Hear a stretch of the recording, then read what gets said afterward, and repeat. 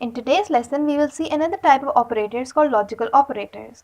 We have three types of logical operators: and, or, not. We get outputs same like logic gates, which we have studied in school. We have two variables. They might not show result here. The reason is we should have two different. It has returned 2. How we can do comparison in actual? When we will use if decision statement, when we will have two different outputs, when we write like this, variable 1 equal to variable 2, and it has returned as false, because the first statement we wrote, variable 1 is equal to 2 and variable 2 is equal to 1. But our two variables were not the same. The first statement is wrong and the second is also wrong. So it has given the output false. If any one statement is wrong, then AND result will be false. After changing the statement, we will check if it is true. If we take variable 3 here, variable 1 is equal to variable 2 and variable 2 is equal to variable 3. Now it will return as false because a single statement is wrong. Second logical operator is OR. In OR operator, it is true. It told us that variable 1 and 2 are equal and variable 2 and 3 are false.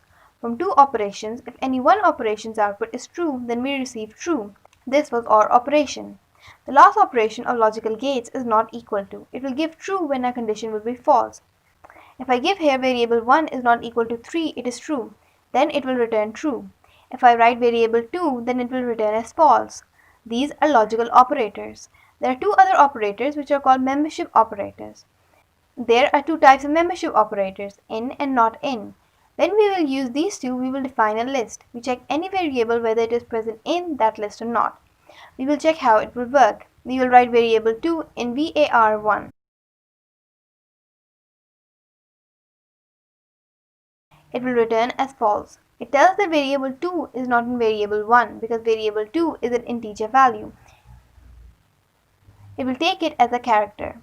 Now we will check. It has returned true. Yes, variable 2 lies in variable 1. We also have not in. In this case, it will return false because variable 2 exists in variable 1.